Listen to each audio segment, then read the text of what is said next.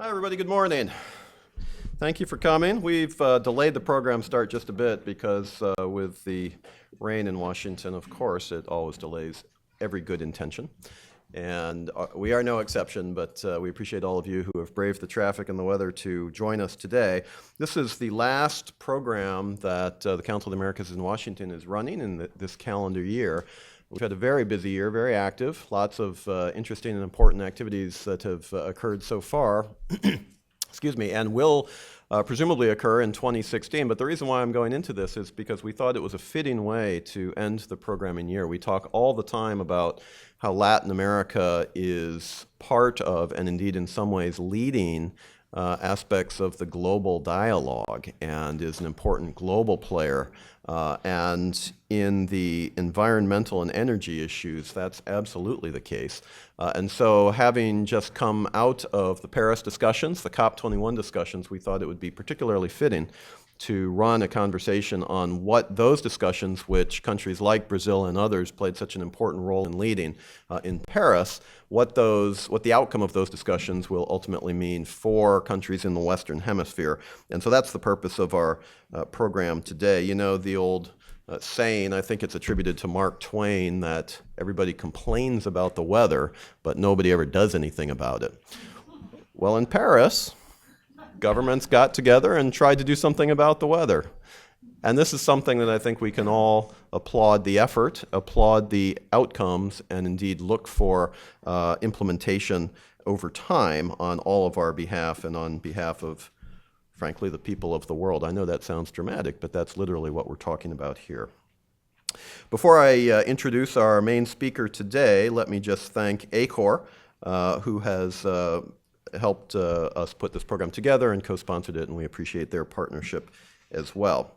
Well, as I say, the 196 nations that attended the COP21 meetings in Paris agreed on the text of an agreement which limited the world's rise which is intended to limit the world's rise in average temperatures to, quote, well below, unquote, 2 degrees Celsius above pre-industrial levels, with the goal to limit the increase, in fact, to 1.5 degrees Celsius. This is ambitious. No question about it. It will take cooperation. It will take partnership, which we all talk about, but now it's time to do. This agreement has tremendous implications for energy development, energy usage, patterns of consumerism, and it will affect all the nations of the Western Hemisphere. The agreement does not mandate necessarily how much each country needs to reduce emissions, but does give a certain flexibility so that countries can meet their own goals. And our speakers will discuss the agreement's implications for the Western Hemisphere, as I indicated. Well, within this context, Brazil's voice, as you would all know, is very significant, not just in the Western Hemisphere, but indeed in global matters as well. Brazil is the world's 7th largest economy, and it's as you know, as economies increase, and that's a good thing, the usage of energy increases, and oftentimes that increases carbon footprint as well. But Brazil actually has one of the cleanest energy matrices in the world, and has developed a number of interesting ideas. And as such, Brazil's stance on global climate issues matters. Its voice is even larger, perhaps, because of the example that it sets. Discussing Brazil's interests and actions on these issues will be our keynote speaker, the ambassador of Brazil to the United States. He's no stranger to the Council of the Americas. He's been here several times. We've been honored to host him here in Washington and in New York and elsewhere, certainly in Brazil, Luiz Figueiredo. Ambassador Figueiredo was part of Brazil's negotiating team in Paris. He's been a leader on environmental issues in several of his past public service positions, including, of course, Brazil's foreign minister. He was Undersecretary of the Environment for Energy, Science, and Technology, and he's been the director of the Department for the Environment and Special Affairs. He really has an energy and environment mandate. He knows these issues, and so we're particularly pleased to have him with us. And he was also the Executive Secretary of the Rio+20 UN Conference on Sustainable Development. After we hear from the ambassador, We will take questions from all of you to the extent that you might have them to follow up, and then we will run a panel to further this conversation and this dialogue. That will be run by Christian Gomez, who is the Director of Energy at the Council of the Americas, and we're delighted to have the opportunity to run that panel as well. So let's get things going. Let's welcome to the podium the Ambassador of Brazil to the United States, Ambassador Luiz Alberto Figueiredo. Thank you, Ambassador. Good morning. Thank you all very much for being here in this weather. I am a little bit under the weather, so okay, let's stop here. I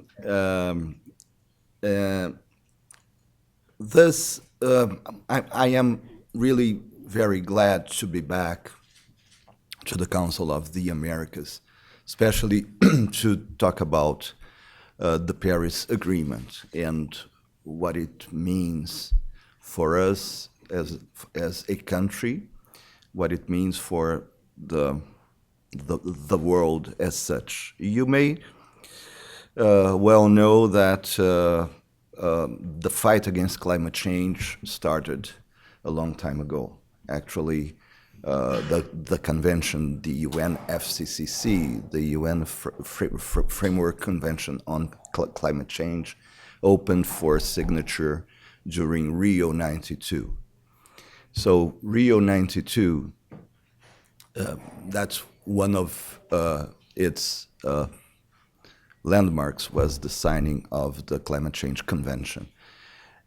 So more than 20 years ago, the world agreed that climate change, that fighting climate change, anthropogenic climate change, was a very urgent matter. That was more than 20 years ago. That sense of urgency finally came to fruition, if I may say so, in Paris, because now everybody finally understands that the urgency of 20 years ago is even more urgent, and that everybody has to do something about it. This is the key feature of the Paris Agreement, the notion that we all belong to the same world, we will all be affected by climate change, and therefore we should all do our part in that fight. This is not to mean that countries forgot about the fact that they are different, they have different circumstances, and that they have different footprints in terms of carbon footprints, and that they had different responsibilities in the generation of the problem. As you know, climate change is totally different from the usual pollution where you send some smoke and you cough. No, it's a totally different thing. You send the emissions, and about 100 years from now, we will feel that in the warming. And as you know, molecules of greenhouse gases, some of them, or most of them, remain in the atmosphere for a very, very long time. And that's why responsibilities are different. But having said that, and understanding that nobody forgets that, the beauty of Paris is, okay, this is a fact. This is a fact of life. That's a scientific fact also. But we all should do our part. And then Paris has, we had until Paris, I mean in Paris also, I think in the end 186 or 187 INDCs. The plans for countries, how they would take part in this fight against climate change. As I said, countries are different, and that's why INDCs are fundamentally different.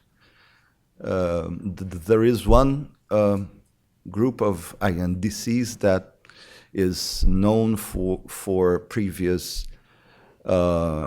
instances, especially the Kyoto Protocol, which is the economy-wide absolute reduction based on a base year. And you have, since INDCs are nationally determined, you have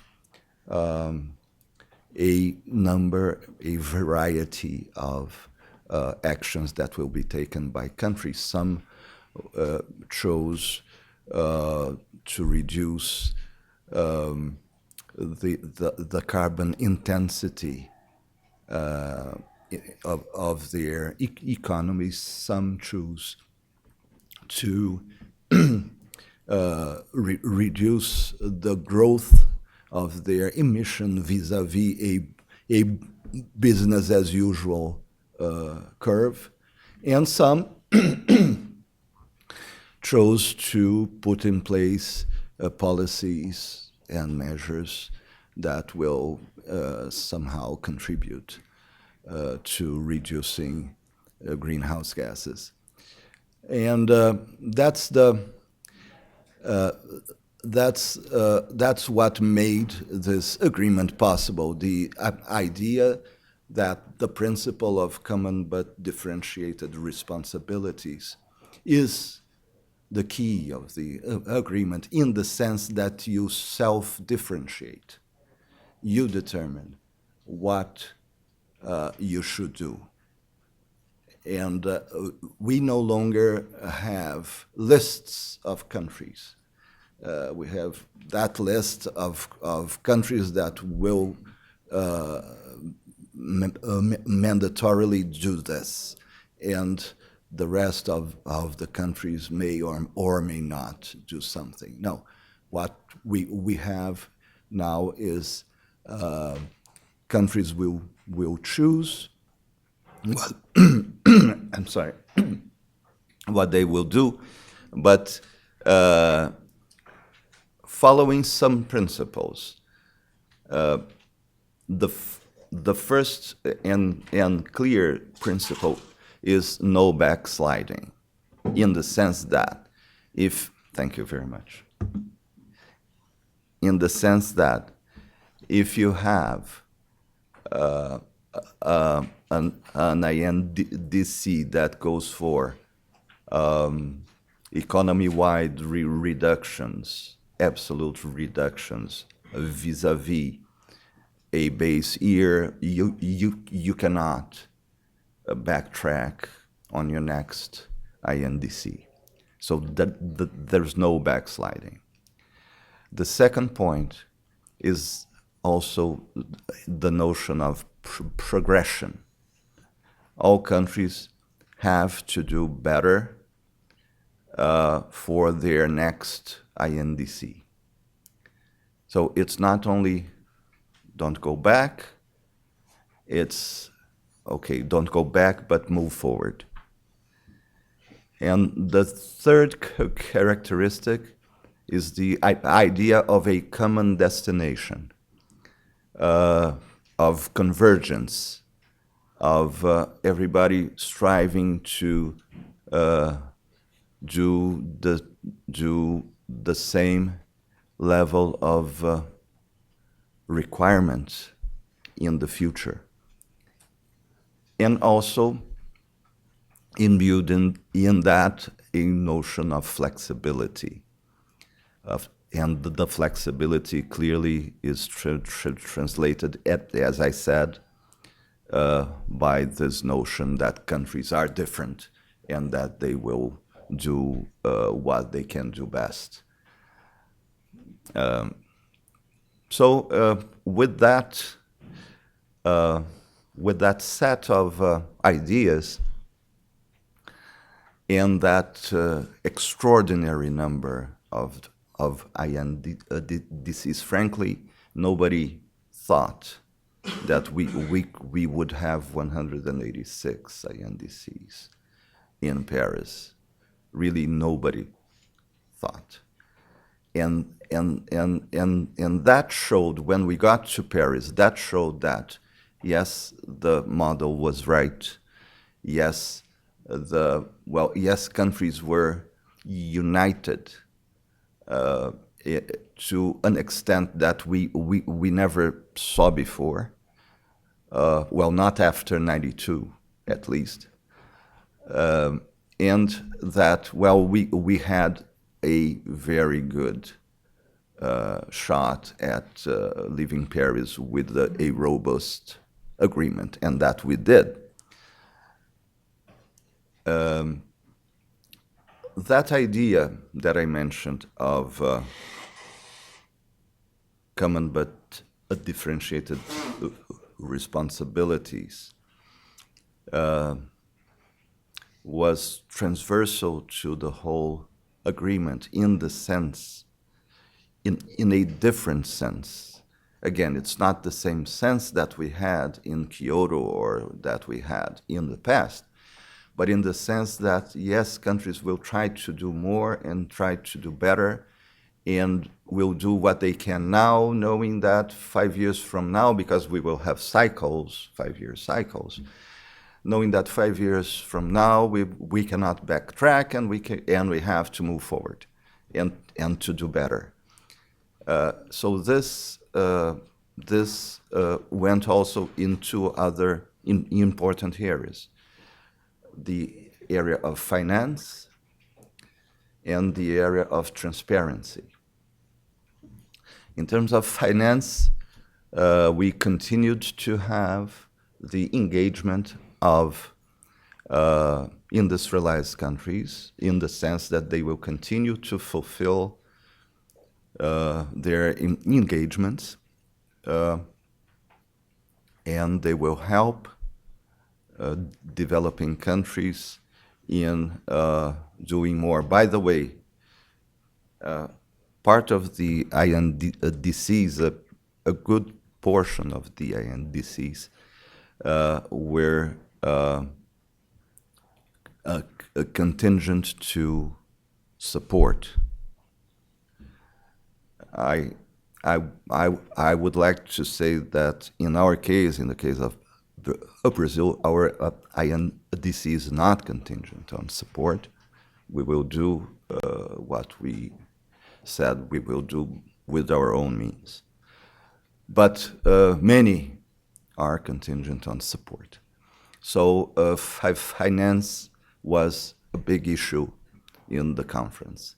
And again, this question of differentiation was present, but with also the principle of moving forward, of non-backtracking, and of convergence, of a common direction. So what was agreed was that, yes, developed countries, industrialized countries will continue their engagement, and other countries will voluntarily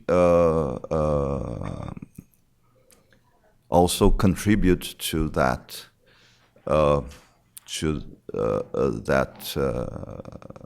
financing. As you know, some developing countries are putting money on the Green Climate Fund, and other countries, other developing countries, choose to act more on a South-South cooperation basis.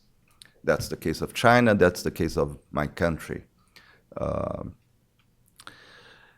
And the third issue that I mentioned was transparency, which is key. You need to know and understand what other countries are doing, if they are fulfilling their promises, but not with the view to punish or to expose, but with the view to facilitate, to engage, and to help doing better. That, again, this notion of moving forward and so on. So we have a unified system for transparency, but a system that incorporates this notion of flexibility. First, because INDCs are different. The nature of the engagement is different, so you will need different ways of verifying that.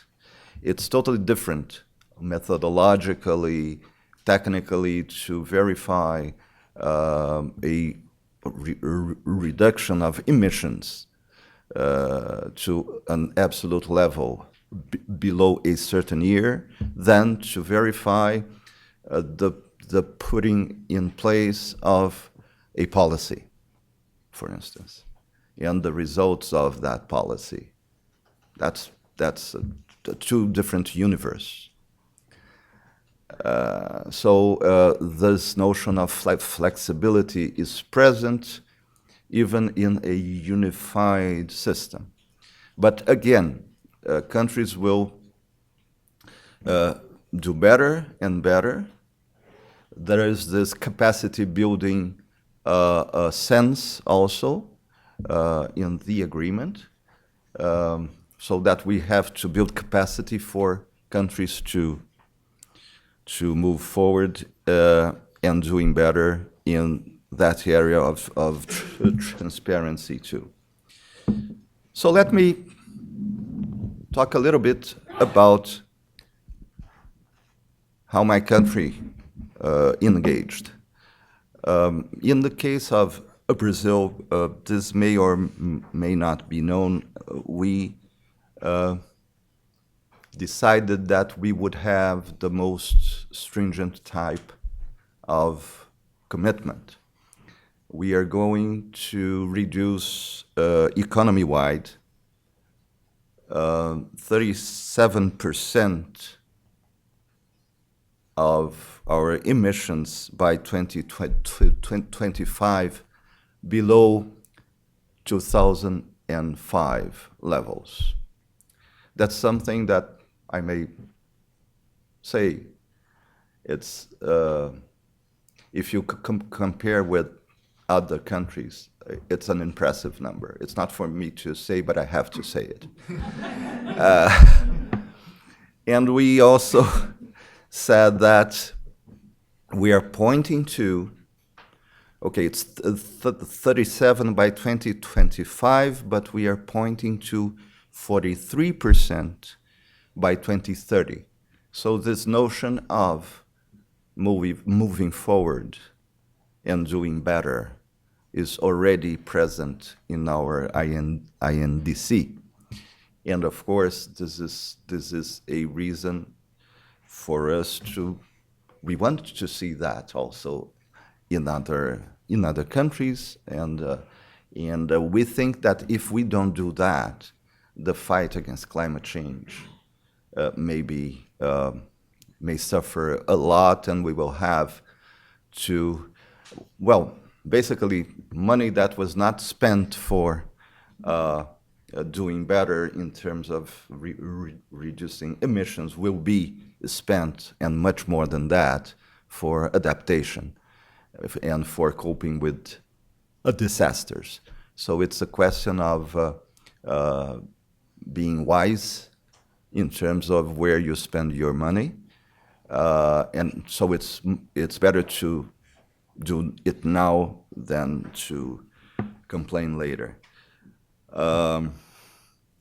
So we have this absolute target, and that's based on a number of things. First, as it was mentioned, we have a comparatively clean energy matrix. and we want to keep it that way and to even improve that.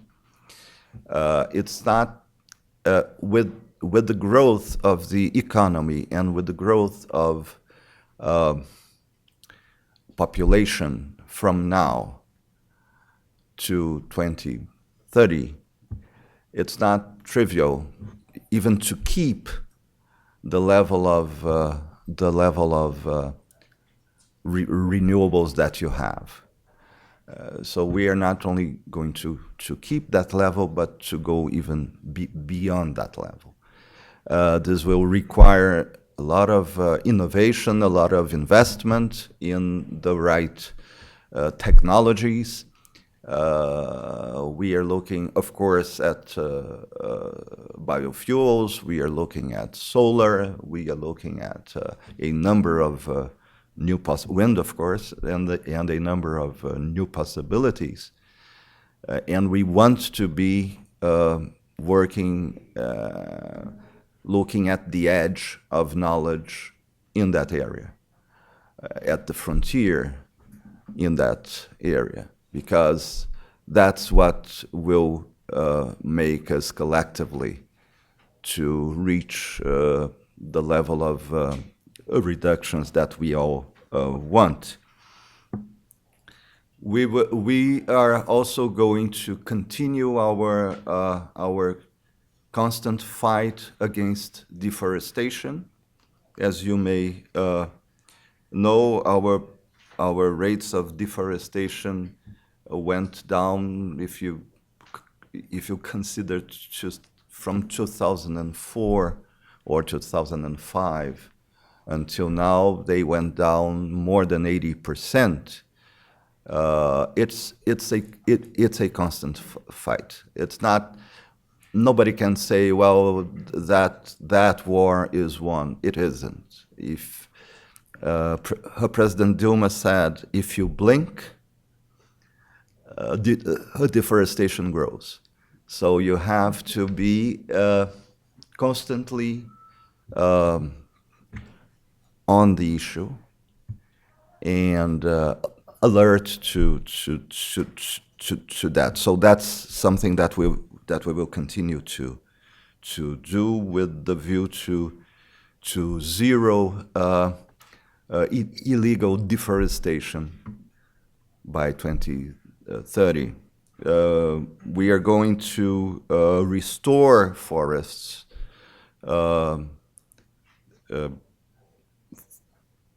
to around 12 million hectares by 2030,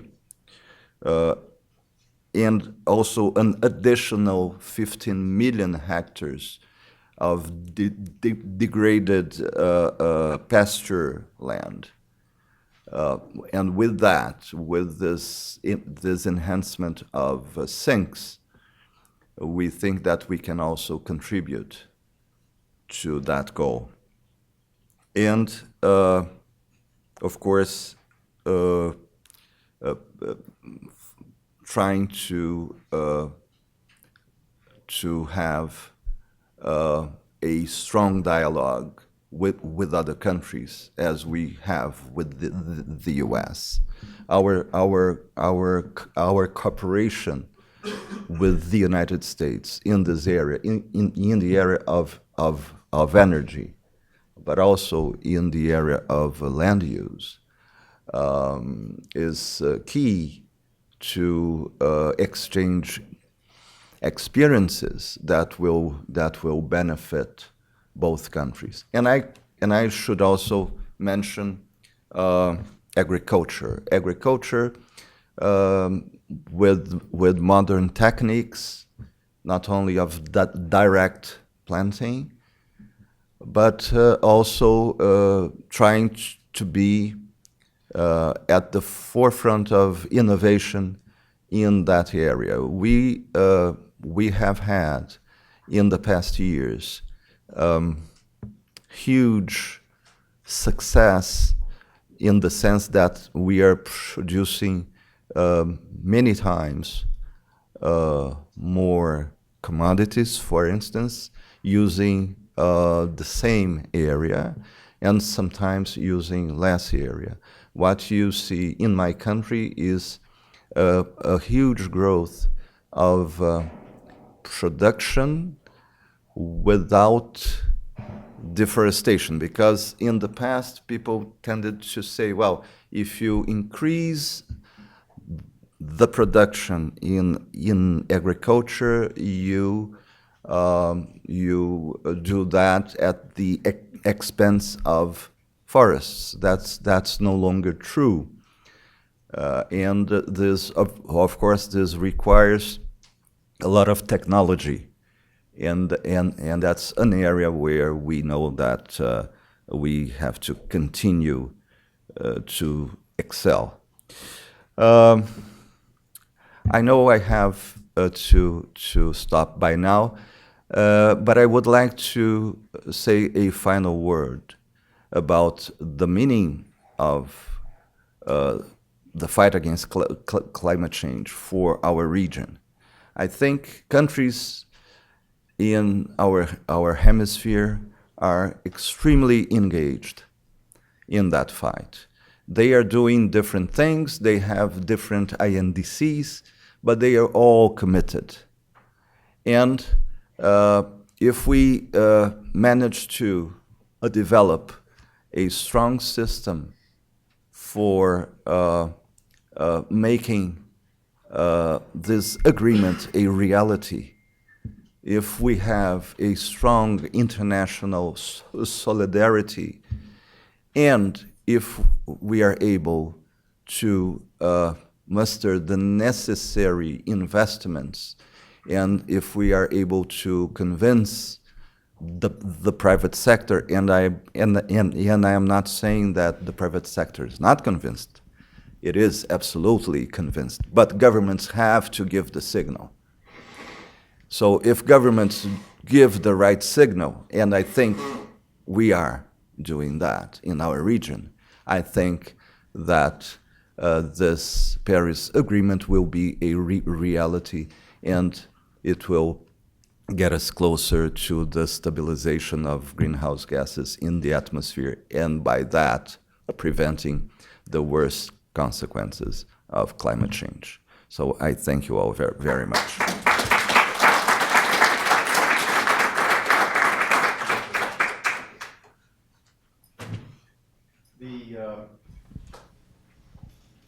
The ambassador mentioned the cooperation in terms of agriculture. That's something that the Council of the Americas has promoted for some time as an obvious area of cooperation with Brazil, between Brazil and the United States, and not just bilaterally, but in third countries or other continents as well. The important work that Brazil is doing for Embrapa and some of the other agricultural innovations that they're bringing to the table, in addition to the fact that both countries are globally competitive agriculture producers, means that we are natural partners here and doing good work together, for example, in Africa and in Asia and other places. So this is logical. Mr. Ambassador, thank you for your comments. Congratulations for the success of Paris, which you personally, but also your delegation, contributed to. We look forward to continued engagement along these lines, and to look forward and work together going into the implementation phase when we get to that. So there's a lot on the table. I know there are many questions. Perhaps did you have time maybe for one or two that we could take? Yes, and we can take a couple questions. We'll begin here. Let's just take two, and then the ambassador can respond, and then we'll bring the panel to the floor. So if you could identify yourself by name and organization, please. Hello, I'm June Beidel with the Congressional Research Service.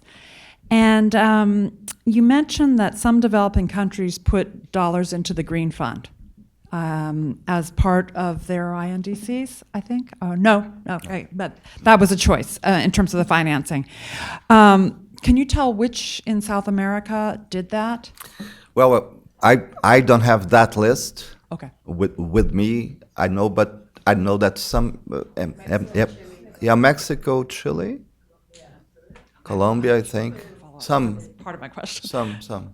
And can you describe why China and Brazil want to work on the South-South basis? What is the rationale for that strategy? No, in our case, we don't have a problem with that. I mean, we don't have a problem with the putting money in the Green Climate Fund. There's nothing ideological about that.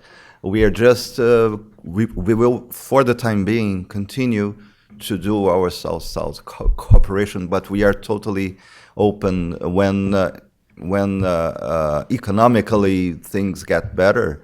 We will consider the possibilities. Yes.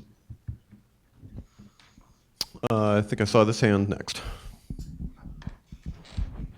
Hi, thank you for your comments, Ambassador. And my name is Eric Bohl. I'm with Development Finance International, or a consulting firm here. Not just in the context of Brazil, but how do you expect to justify politically implementing policies, climate-friendly policies in the midst of a recession or difficult economic headwinds? Well, they are not. That's not. Well, I don't see that as a problem. We will continue to do things that we think are right, meaning we will continue to do investments in green technologies, research in that area, continue to implement things that are already in place, and that we will move forward, expanding them. Of course, what we are talking about here is the period between 2020 to 2025. So all countries will be different in 2020, and our expectation is that we will be in very good shape to do what we said we will do. Thank you. And there was a question here. Thank you, Ambassador. My name is Álvaro Amador from Enel Green Power. And when you mentioned the governments have to send the right signal, came to my mind the omnibus bill that was presented at midnight, I guess, yesterday. And it included some tax credits for renewables. My question is, do you think this is the right signal from governments to the private sector? You're talking about in the U.S. Congress, correct? Yes, that's correct. I'm sorry. Well, as you will understand, I will not comment on internal policies.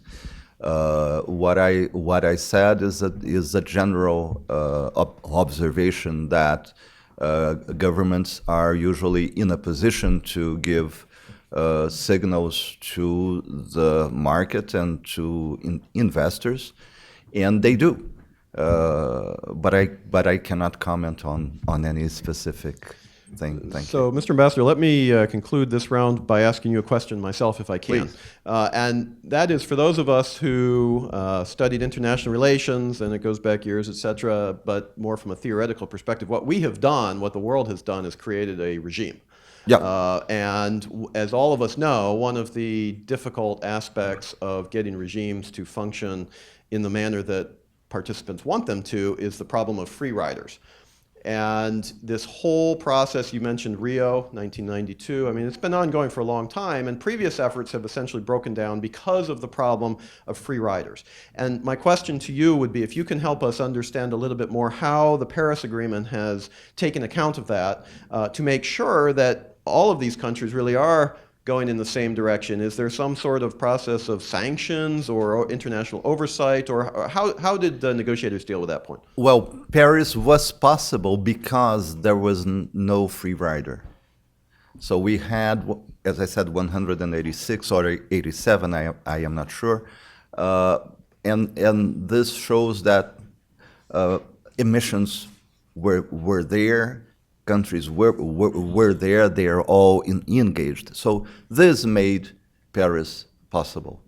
And of course, the system of transparency that the Paris Agreement has, as I said, it's a unified system, will give, of course, we are going to develop the rules, but as I see it, it will give the needed confidence in countries that we are all in the same boat and that we are all doing what we said we would do. Well, thank you very much. Thank you for your presence here. Ladies and gentlemen, would you please one more time thank the ambassador for his time and his excellent comments today.